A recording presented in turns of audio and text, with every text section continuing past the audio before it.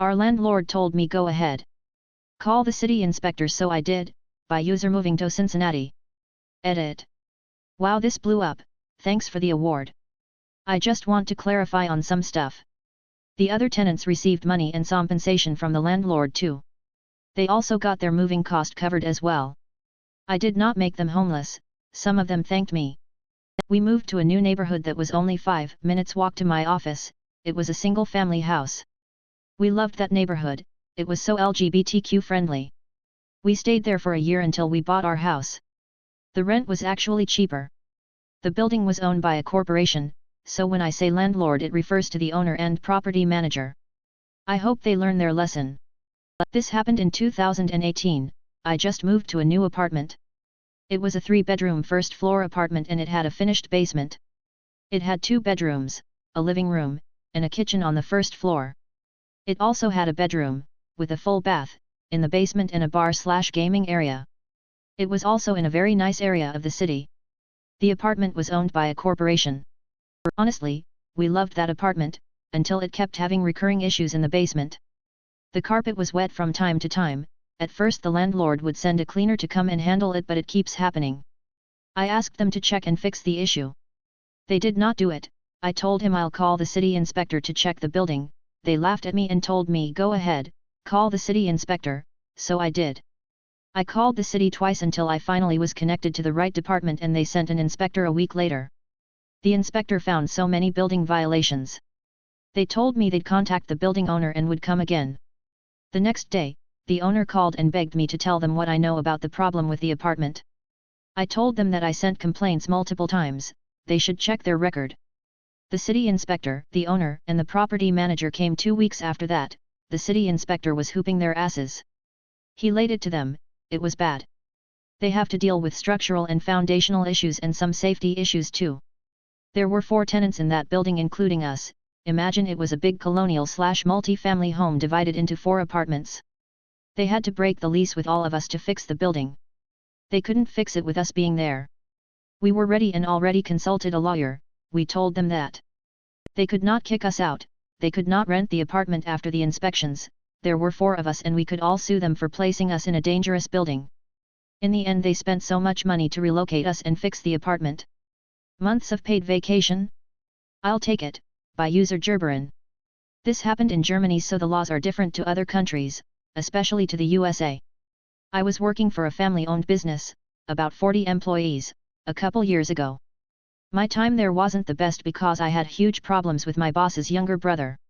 He was on early pension and officially just working on a small part-time contract while in reality working full-time with getting most of his salary out of pocket. That I was hired meant for him that he just worked about half the hours he worked before, and having a huge pay cut because of me pissed him off, as you can imagine.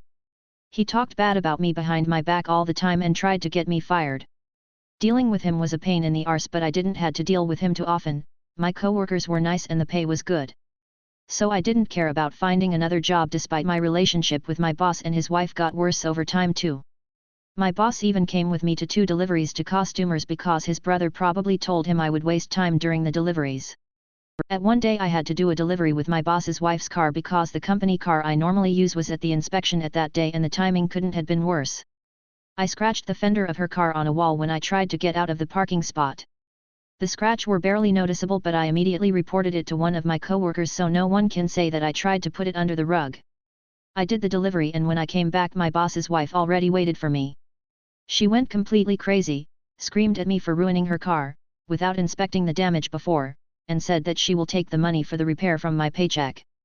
I told her that I won't pay for anything because the insurance will pay for it anyway, and that's what let her snap, and she slapped me in the face. I immediately turned around, grabbed my stuff, clocked out and went to the doctor to get a sick note because of mental stress, which I threw into the company's mailbox in the evening.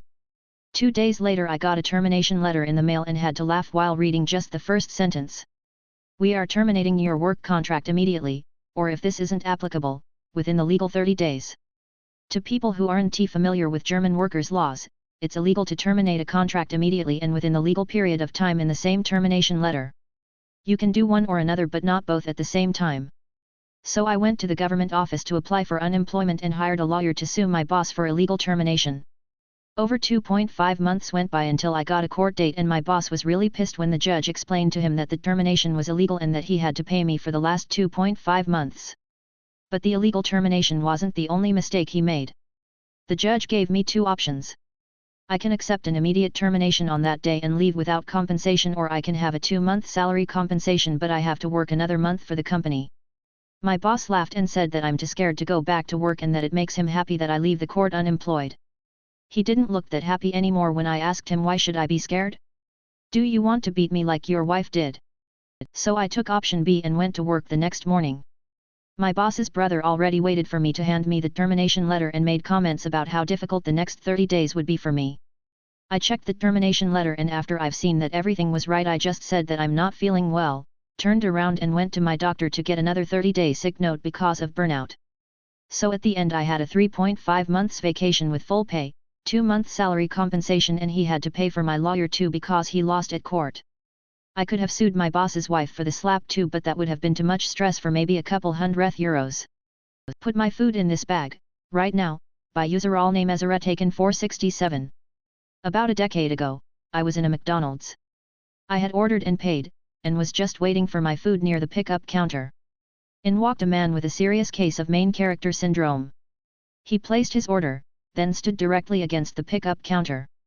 Shortly after, my food came out, and yes, they called out my order number. He quickly snatched it up, then looked in the bag and noticed it wasn't the right food. Since there was no chance he could have made a mistake, he started to complain. Yelling that they gave him the wrong food, he insisted they put his food in the bag right away. With the joy of someone who doesn't get paid enough for this shit, they gladly obliged. Taking the bag back, they quickly piled all his food right on top of mine. The toxic levels of smug emanating from the man dissipated as the employee turned and handed me the bag. "I'm sorry, sir. This bag wasn't your order. It was mine. Your order will be just a few more minutes, as we need to remake it." Get in, losers, we're complying maliciously, by user Melvin the Brave. TLDR at the end. We all do stupid stuff in our 20s. Well, for me, it was moving into a shoddy apartment with my fellow mental health risk friend. We were both well aware that we may have to break lease at some point, so we found an apartment that was, just barely, within price range and had the option to break the lease early. It was okay at first. There was linoleum peeling up in the bathroom, and if we didn't wipe down the windowsills and particularly the far corner ceiling of my bedroom, then we would get mold. But this is Oregon, and as a food stamp family as I was called in school, I am familiar with mold. No biggie. Then our washer, which we were paying an extra $100 a month to have in our unit, started leaking. We put in a maintenance request, and tack on the peeling linoleum as well, since they'd already be in our unit to fix the washer. They patched up the washer, and did a half-assed job repairing the patch of linoleum. A month later the linoleum, since they had not actually fixed the underlying problem of the peeling linoleum, it had come up again, the corner sliced my foot open, and the bathroom sink, washer and dishwasher all had problems of one kind or another. They came in again, said that if we wanted them to fix that patch again it would cost $450 to replace the whole floor. The patch was like a 2-foot square, so that just never got repaired. 2 months, 3 hospital trips for my ex-roommate, a still broken dishwasher that was unusable, a leaky washer, and a close call later, roommate has POTS, fell down the stairs. We put in a request for accommodation to be released to our respective parents on the grounds of mental and physical disability. They denied the request, simply offering to move us to a downstairs apartment. They don't want to let us out of this lease even though my roommate had attempted suicide twice and almost cracked her head on the stairs? Fine. Malicious compliance incoming. I went through the lease agreement to figure out how much it would be to break the lease. And I quote, fee to break this lease is $1.50, 1.5 times rent if left blank. Someone either messed up the paperwork or figured that no one would read it. So I put in a 30-day notice of intent to move out. With $1.50 worth of quarters in the envelope. Aftermath, they tried to tell us we couldn't move out because it is 1.5x rent, not $1.50. Threatened us with lawyers. Called their bluff, suggested they reread the lease agreement they signed, paid my half of the repairs and haven't heard from them in like 3 months. Still keeping all the emails and such in case I get a letter from a lawyer, still have zero intention to pay that 1.5x rent. TLDR, scummy apartment tried to bully low-income people out of money when they needed to break lease, didn't proofread their own lease agreement before signing it, gets 6 quarters instead of $2,438.79. A slow burn malicious compliance for the ages, French fry theory, by user ancient_educator_76. I run the drive-through at a fast food king in the southwest, taking orders, making drinks, washing dishes, and cooking nuggets, fries, etc. We've noticed a trend in ordering fries, probably inspired by the internet. Thanks, Al Gore. The trend is a fast food hack where a person orders their fries no salt to guarantee the fries have to be made fresh, because we salt our fries, it's what we do.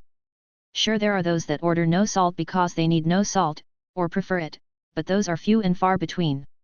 Let's just say the only thing liberal about the Valley of the Sun is its application of condiments and, especially salt. We've had so many people ordering no salt that we now have a separate section where we make unsalted fries. We hold our fries for 30 minutes then toss them either way. If you're on the tail end of that, you still get damn good fries. Having us make you fresh fries individually backs up our line by 2 minutes minimum. So now when people think they're being slick by ordering no salt fries just to get fresh fries that were made recently enough to be kick-ass. This is also beneficial for those who genuinely need no salt, because they don't have to wait now. It's ready. To give a specific example, one of our frequent flyers says "Yeah, no salt on them fries" after his order. As he gets to the window and says those fries are fresh, no salt, right? Oh, you wanted them fresh? Like a new batch? We make them fresh regularly and make no salt too. We'll have to make you a new batch. It'll be 4 minutes and you'll have to pull around so we can bring them out to you when they're finished. Yeah, forget that, just give me what you got. You got it. TLDR, slow burn malicious compliance because a community of customers demand no salt when they really want a fresh batch.